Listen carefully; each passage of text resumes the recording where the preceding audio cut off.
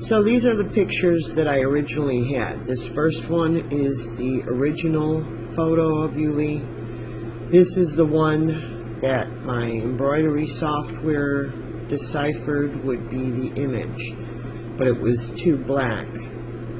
So I messed around with it for a while and I came up with this.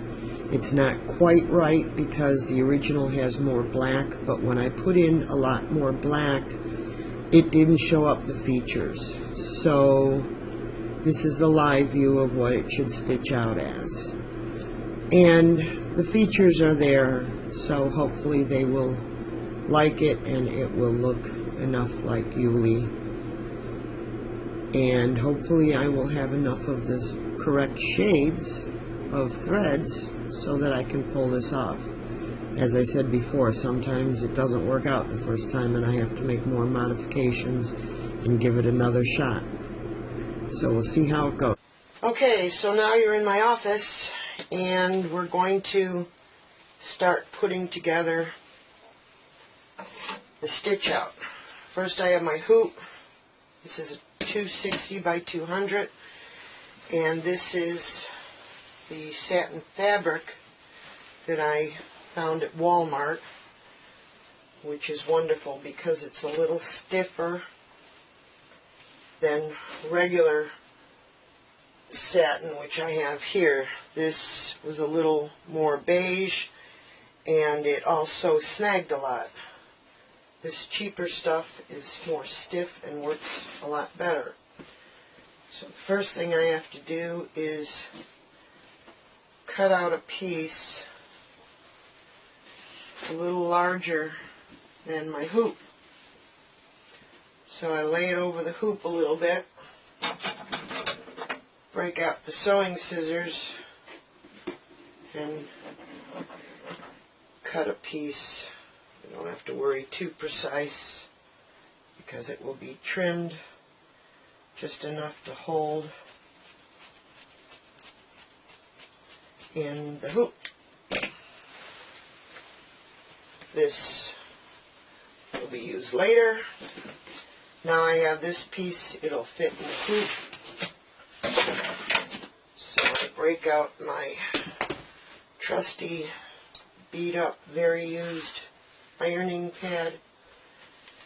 And my iron is on.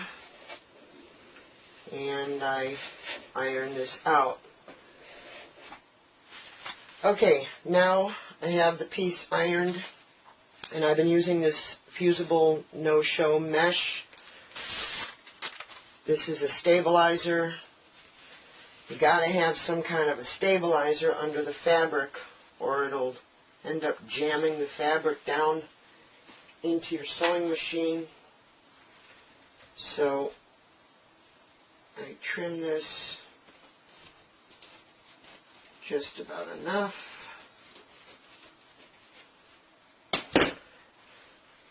Center it, smooth it, and now with no steam I'm going to press this fusible means. It is, you can iron it on to the back of the fabric, so this will take a few minutes to get this nice and smooth and heated. So I will stop and show you when I'm done. Okay, I've ironed the fusible onto the satin, and now break out the hoop. Be very careful with that. Loosen the hoop, take it apart. This is the bottom piece. And I lay this down. The fusible is just wide enough with this, so I have to make sure it's nice and squared. And then you place the other hoop on top, snap it into place, and get it as tight as possible. also make sure it is in there. And then we're ready to put it on the machine.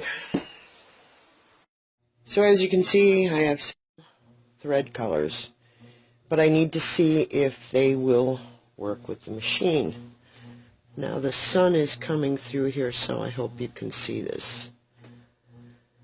I go into my machine and I start new. It needs to calibrate the embroidery arm. I go to my favorites on my USB stick, and this is shining a light from the flash. Sorry about that, but it's dark in here because of the sun, so I don't know a better way to do this. If this was one of my professional videos, I promise it would be much better, but this is a quickie. So there's Yuli. Hold that. Come on. There we go. So that's how it's going to stitch out. And when I hit go, it will verify that I'm using the plate that only has a single hole, which I am, because otherwise it would jam fabric in if I used that one. And I have my embroidery foot in place, and the hoop is on, and I am going to do a basting stitch around the hoop. What that will do, come on, take it, there we go. What that will do is put a stitch all the way around the hoop, and that'll help stabilize the fabric a little better so that it doesn't pull and stretch when all those threads, because there's an awful lot of stitching going to be going on. When I click continue, it tells me to put the hoop in, which I will pause this and do. Okay, the hoop is on, so I can say okay. And now it's going to get ready for the basting stitch. So I have to put some white thread in, which I'll stop and do. Okay, I said I was going to put white thread in, but after I said it, I remembered that last time I put white thread in against white satin, it was really hard to see to take out when the image was done. So I'm using gold. So I've used the wonderful automatic threader to thread the needle for me. Here, you want to see this? This is wonderful. You put it through here, and then I push this button, and bingo, threads it for me. I love that. And then I hit stop and go, and it's going to run a basting stitch around the frame.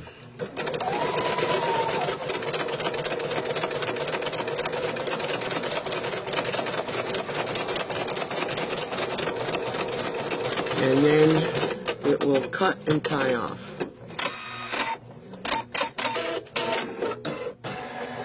I hear that sound a lot. Now once that's done, now I know it's hard to see, I've got the stupid sun shining right through today, but these are the colors. I was able to bring it down to I think 9 or 7 colors. So hopefully I can match these up. This is how it will stitch out, and the blue will not be blue because Yuli was a military dog, so it's going to be brown up there too. Blue is what I use for law enforcement, canines, police officers.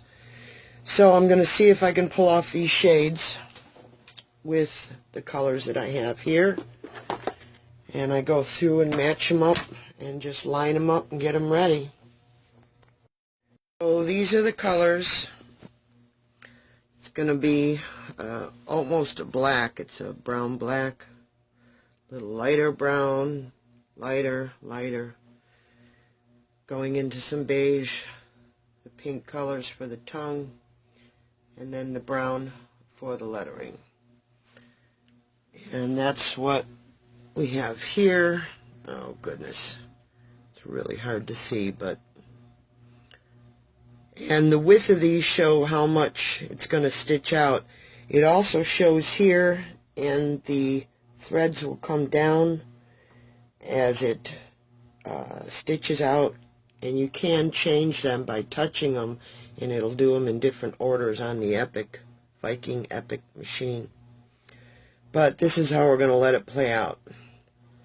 So we'll see how it comes out, and you can zoom to see on this amazing screen. I wish you could see it better. Maybe later tonight when the sun goes away.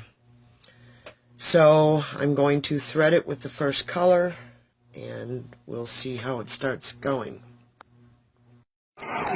Okay, here we go. It's starting. I'm only going to show a little bit now and then, but I just wanted to show you the beginning.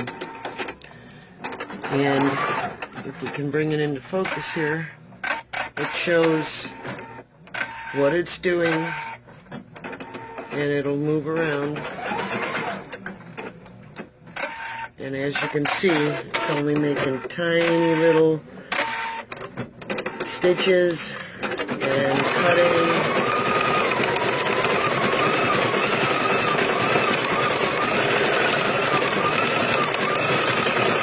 So it's working on the ears right now.